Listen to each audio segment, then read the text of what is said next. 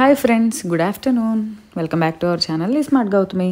ఎలా ఉన్నారు అందరూ? ఏం చేస్తున్నారు? బాగున్నారా? నేనైతే చాలా బాగున్నాను. అండ్ మీరు కూడా బాగున్నారని, బాగుండాలని మనస్ఫూర్తిగా కోరుకుంటున్నాను. ఎప్పటి నుంచో అడుగుతున్నారు అబ్బా వ్లాగ్ షేర్ చేయమని. నాకేమో ఆ వ్లాగులు తీయడమే రాదు. ఎక్కడ స్టార్ట్ చేయాలో, ఎక్కడ ఎండ్ చేయాలో కూడా అర్థం కాదు. ఏదైనా ఒక మంచి హెల్తీ డైట్ రెసిపీయో ఇంకోటి చెప్పేమంటే నాకు అవుతుంది, కానీ నా వల్లే కాదు. బట్ నేను ట్రై చేశాను. సండే రోజు వ్లాగ్ ట్రై చేశాను. సో ఎలా ఉంది అనేది చూసి చెప్పండి. లేట్ చేయకుండా వీడియో చూసేయండి.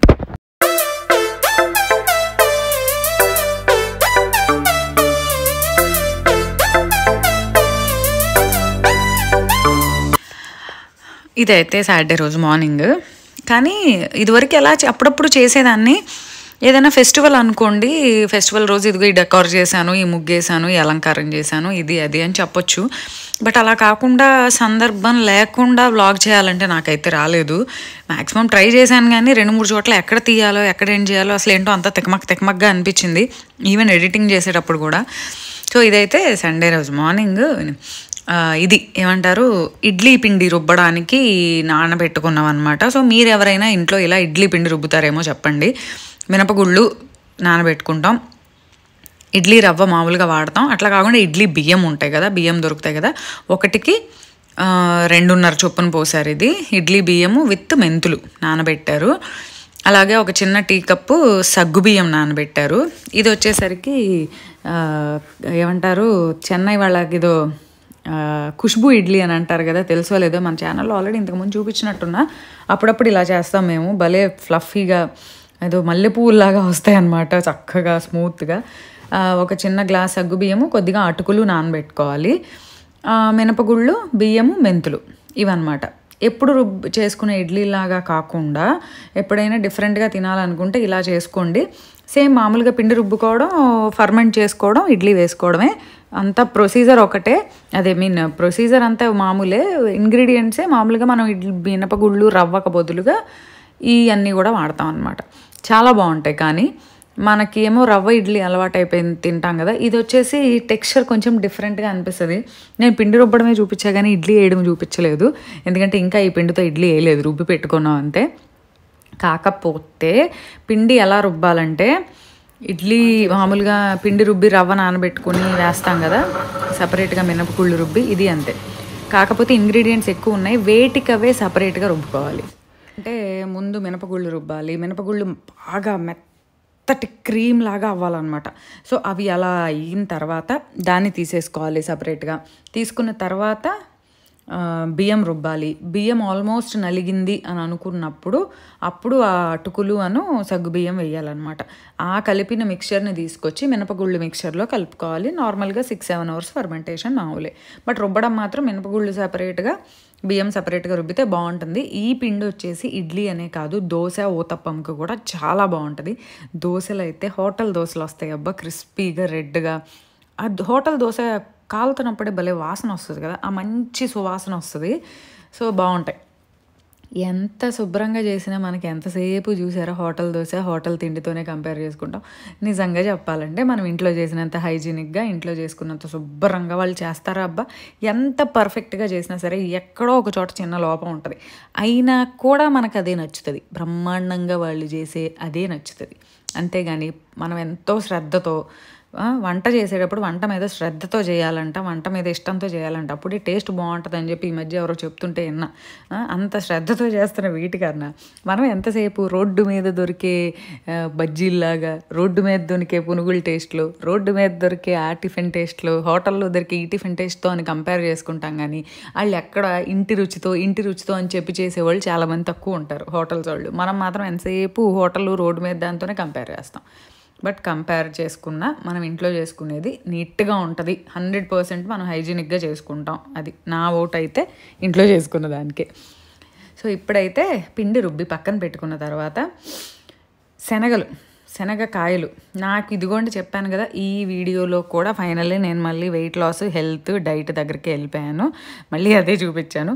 ఒక మంచి డైట్ వీడియో, డైట్ రెసిపీ కోసం శనగకాయలు అంటారు కదా, పచ్చి శనగకాయలు మామూలుగా మనం ఎండబెట్టి డ్రైడ్ శనగలు, నల్ల శనగలు, కాబూలీ శనగలు అవి కొనుక్కుంటాం. అలా కాకుండా పచ్చి కాయలు కూడా దొరుకుతాయి సీజన్లో. హైదరాబాద్ సైడు అటు బాగా దొరుకుతాయి, కర్నూలు సైడ్ అటు. కానీ మాకు విజయవాడలో తక్కువ. మాకెవరో ఇచ్చారనమాట. ఇస్తే ఆ శనగలు సరే అని చెప్పి లోపల గింజ భలే పచ్చగా ఉందబ్బా. ఆ గింజలు ఒలిచాను అనమాట కూర్చొని. సో చాలా కాయలు ఉన్నాయి, నేను ఒక్కదాన్ని ఒలిస్తే చాలా టైం పడుతుందని ఇదిగోండి మా రత్న. చానాళ్ళైంది మీకు రత్నాన్ని చూపించేసి, ఎందుకంటే మధ్యలో రత్న మానేసింది. మానేయడం అంటే ఏం లేదు, వాళ్ళ హస్బెండ్ చనిపోయారనమాట. చనిపోయినప్పుడు వాళ్ళ ఊరు వెళ్ళిపోయింది, అప్పుడు మానేసింది. ఇప్పుడు మళ్ళీ మా రత్న మాకు వచ్చేసింది. లక్ష్మి మానేసింది, కొన్ని కారణాల వల్ల లక్ష్మి మానేసి మళ్ళీ రత్నే వచ్చేసింది. ఇవి చాలామందికి తెలిసే ఉంటాయి. మీరు ఎవరన్నా చెప్పండి, మీరు కనుక ఈ శనగకాయలు ఉంటే. నేనైతే దోశలు వాడాను. ఇంకా వీటిని ఎలాంటి రెసిపీస్ చేయొచ్చో నాకైతే తెలియదబ్బా. మాకెవరో ఇచ్చారు, ఫస్ట్ టైం తీసుకున్నా. సో వీటిని ఏం చేయాలా అని చెప్పి ఆలోచించి బ్రెయిన్లో తట్టింది ఏంటంటే, ఓకే దోశ వేసేద్దాం అనుకొని చెప్పి నానబెట్టి దోశ వేసాను. సో అదొకటే తెలుసు. అది కాకుండా ఇంకా ఏమైనా రెసిపీస్ చేయొచ్చేమో మీరు నాకు కింద కమెంట్స్లో చెప్పండి. నేను మా రత్న కబుర్లు చెప్పుకుంటా చక్కగా వీటిని మొత్తం ఒలిచేసాం అనమాట. ఒలుస్తా మధ్యలో 4 గింజలు తింటా. కానీ చాలా బాగున్నాయి. పచ్చివి కూడా అసలు మనం తినలేము అన్నట్టు కాకుండా చాలా బాగున్నాయి. నేనైతే చాలా తిన్నాను. మా రత్న కూడా తినడానికి మొహమాట పడుతుంటే ఏం పర్లేదు తినని చెప్పి తనకు కూడా ఇచ్చాను అనమాట. సో అవన్నీ ఒలిచి చక్కగా వాటిలో కొన్ని అప్పుడే పైన స్కిన్ పొర కడుతున్నాయి, అవేమో కొంచెం బ్రౌన్గా ఉన్నాయి. కానివి బాగా పచ్చగా ఉన్నాయి, ఆ పొర లాంటిది రానివి. ఆ పచ్చవన్నీ చక్కగా తీసి ఒక 1 అవర్ నానబెట్టాను. అది అయిన తర్వాత ఆ గింజలు వదిలిన తర్వాత ఒలిచిన తర్వాత గులాబ్ జామ్ చేశాను అనమాట. చాలా రోజులైంది, భవిష్య అడుగుతుంది గులాబ్ జామ్ కావాలని అంటే ఇంకా గులాబ్ జామ్ చేశాను. అండ్ ఇంకేదో చిన్న పార్టీ ఉంటే వాళ్ళకు కూడా తీసుకెళ్ళాలని చెప్పి అక్కడ కూడా గులాబ్ జామ్ చేశాను. ఓ పక్క అది చేస్తా, మళ్ళీ ఓ పక్క మా రత్న టిఫిన్, అంటే ఇంట్లో పని చేసిన తర్వాత టిఫిన్ తింటుంది తను. సో తనకి టిఫిన్ పెట్టడం కోసం ఓ పక్క దోశ వేస్తూ మళ్ళీ అక్కడ గులాబ్ జామ్ చేస్తూ. నేనైతే గులాబ్ జామ్ బాగా చేస్తా. మన ఛానల్లో వీడియో కూడా ఉంది నేను చేసింది. ఒక్క జామ్ కూడా బ్రేక్ అవ్వకుండా చక్కగా ఒకే సైజులో ఒకే కలర్లో కుక్ అయ్యి, తినడం కన్నా ముందు చూడటానికి బాగుంటాయి, తినడం సంగతి తర్వాత. ఆబ్వియస్లీ ఎప్పుడైనా ఫుడ్ చూడటానికి బాగుందంటే టేస్ట్ కూడా చాలా బాగా వస్తాయి. నాకు పెద్దగా స్వీట్స్ రావు, ఎందుకంటే నేను బేసిక్గా స్వీట్స్ తిన్ను. ఏదో వచ్చిన ఒక 3-4 స్వీట్స్ ఇంట్లో వాళ్ళ కోసం చేస్తాను. సో గులాబ్ జామ్ చేశాను. ఇంకా తర్వాత ఇదిగోండి వచ్చేసాం మళ్ళీ మన డైట్ రెసిపీలోకి. సో నాకు ఆ శనగలు ఏం చేయాలా అని చెప్పి అనుకున్నప్పుడు ఒక మంచి దోశలాగా వేసుకుంటే బాగుండు అనిపించింది. నేను యాక్చువల్లీ ఇంట్లో పెసరట్టు వేద్దాం అని చెప్పి పెసరట్టు కోసం పెసలు నానబెట్టి పెట్టాను అనమాట. సో ఇంకా అది నానబెట్టాక ఐడియా వచ్చింది, ఒలిచాం కదా, ఇవైతే ముందు రోజు నైటే నానబెట్టి పెట్టాను. సరే ఇవి ఒలిచాం కదా, వీటిని వాడదాం అని చెప్పి ఒక గంట, ఆల్రెడీ పచ్చివే కాబట్టి ఎక్కువ టైం ఏం నానబెట్టాల్సిన పని లేదు. అసలు డైరెక్ట్గా రావి వేసేయచ్చు, ఎందుకంటే చాలా టెండర్గా ఉన్నాయి. కాకపోతే నేనే 1 గంట నానబెట్టాను. నానబెడితే చక్కగా చూసారు కదా పచ్చగా శనగలు భలే ఉన్నాయి. అబ్బా ఎంత బాగున్నాయో తెలుసా. ఇంకా నేనైతే ఒకటి అనుకుంటున్నా, వీటిని లైట్గా బాయిల్ చేసి తాలింపేస్తాం కదా ప్రసాదం, అట్లా ఏమన్నా కొబ్బరి వేసి చేద్దామా అని అనుకున్నాను. చేయలేదు. మీరు కమెంట్స్లో చెప్తే నా దగ్గర చాలా గింజలు ఉన్నాయి, ఆ గింజలతో ఏమన్నా చేస్తాను. స్టోర్ చేసుకున్నాను కొన్ని, ఇవి వద్దాక దొరకమని చెప్పి. మనకి వింటర్లో ఇప్పుడు ఇవి అలాగే గ్రీన్ పీస్ వస్తాయి, అవి కూడా వలిచి సండే రోజే స్టోర్ చేసుకున్నాను. ఇదిగోండి వీటిలోకి శనగలతో పాటు ఒక కప్పుడు మీల్ మేకర్ చక్కగా వేడి నీళ్ళలో వేసి వాష్ చేసి చక్కగా ఒక 5 నిమిషాలు నానబెట్టుకొని తీసుకున్నా. కొద్దిగా అల్లం, కొద్దిగా పచ్చిమిర్చి, కొద్దిగా ఉల్లిపాయ ముక్కలు ఇవన్నీ కలిపి వేసాను అనమాట. కొద్దిగా ఉప్పు, కొద్దిగా జీలకర్ర, ఇవన్నీ కలిపి నాకు తెలిసి బెస్ట్ కూడా కాదు, బెస్టెస్ట్ హై ప్రోటీన్ రెసిపీ అని చెప్పొచ్చు ఇందులో. ఎందుకంటే పెసలు ప్రోటీన్, శనగలు ప్రోటీన్, సోయా అయితే సూపర్ ప్లాంట్ బేస్డ్ ప్రోటీన్స్లో వన్ ఆఫ్ ద బెస్ట్ అని చెప్పొచ్చు సోయా. సో ఇంత మంచి వేసుకున్నప్పుడు ఆ బ్రేక్ఫాస్ట్ ఎంత హెల్దీగా ఉంటుంది చూడండి. నేను దీన్ని ఇంకా వెరైటీగా చేశాను తర్వాత. సో ముందైతే ఇవన్నీ వేసుకొని ఉల్లిపాయ, పచ్చిమిరపకాయ, కొద్ది కావాలంటే కొత్తిమీర కూడా వేసుకోవచ్చు. అవన్నీ వేసుకొని మంచిగా ప్యూరీ లాగా, మన పెసరట్టు పిండి రుబ్బుకుంటాంగా, ప్యూరీ అంట నేను చూడండి, పెసరట్టు పిండిలాగా రుబ్బుకొని కొద్దిగా వాటర్ వేసుకొని ఆ జారు వాష్ చేసి పోసుకుంటే చాలు, ఆ వాటర్ కన్సిస్టెన్సీ సరిపోతుంది. ఇప్పుడైతే నేను దీంతో పెసరట్టు కాదు, అంటే అంత పలచగా రొట్టె వేయలేదు. మామూలుగా అయితే ఇంట్లో వాళ్ళు అయితే పలచగా వేసుకున్నారు. నాకైతే దోశ అయినా పెసరట్టు అయినా ఏదైనా సరే థిక్గా ఇష్టం. నేను క్రిస్పీగా చిల్లులు కనపడతా అలా ఉంటుందంటే చూసారా, నాకు అలా బేసిక్గా నేను ఇంట్లో వాళ్ళ కోసం పిల్లల కోసం అలా వేస్తా. కానీ నా వరకు నేను తినేది చాలా థిక్గా, సెట్ దోశ అంటారు చూసారా, జస్ట్ పిండి అలా వేస్తే అదే స్ప్రెడ్ అవుతుంది, మనం స్ప్రెడ్ చేసే పని లేకుండా అట్లా చేస్తారే, ఆ దోశ ఇష్టం నాకు, నేను అలా వేసుకుంటాను. సో ఇది కూడా అంతే, పెద్దగా స్ప్రెడ్ చేయలేదు, లైట్గా కొద్దిగా ఒక గరిట, పెద్ద గరిట పిండి వేసుకొని బాగా స్ప్రెడ్ చేయకుండా కొద్దిగా తిక్కుగా ఊతప్పం లాగానే తిక్కుగా వేసి ఉంచాను అనమాట. వేసి దీని మీద కొద్దిగా ఆయిల్, కానీ పర్టికులర్గా ఈ కైండ్ ఆఫ్ దోశలకి ఆయిల్ కన్నా కూడా నెయ్యి బాగుంటుంది. నెయ్యి, ఒక్క స్పూన్ నెయ్యి వేసుకొని తినండి, ఏమీ కాదు, చక్కగా నెయ్యితో కాల్చుకోండి, సూపర్ అంటే సూపర్ టేస్ట్ వస్తుంది. సో పైన ఏదో ఒకటి వేయాలిగా, పైన మనకి స్టఫింగ్, అందుకని చెప్పి కీరా వేసుకున్న తర్వాత క్యారెట్ వేసుకున్నాను. అలాగే మన రెగ్యులర్గా అంటే ఈ వీడియో చేసిన రోజు, ఈ రెసిపీ చేసిన రోజు నేను వేరే రకంగా సీడ్స్ తినలేదు. అంటే సన్ఫ్లవర్, మెలన్, పంకిన్ సీడ్స్ ఉంటాయి కదా, అవి ఏదో ఒక రూపంలో డైలీ తీసుకుంటా. ఆ రోజు ఇవి తినలేదు. సో నేనేం చేశానంటే ఆ గింజల్ని తీసుకొచ్చి నా దగ్గర లైట్గా రోస్ట్ చేసి బాటిల్లో వేసి పెట్టుకుంటాను నేను. అప్పుడొక స్పూన్ అలా నోట్లో అటు తిరుగుతా ఏదో స్నాక్ లాగా తింటా ఉంటా. రోజు మొత్తం మీద ప్రతి సీడ్స్ 2 స్పూన్స్ తింటా నేను. సో అటు ఇటు తిరుగుతా అలా తినే టైంలో ఆ రోజు అప్పటికేంటో తినలేదు. ఎలా తిన్నా ఈ దోశ చూడంగానే అనిపించింది ఓకే ఈ దోశ మీద వేసుకుందాం అని చెప్పి.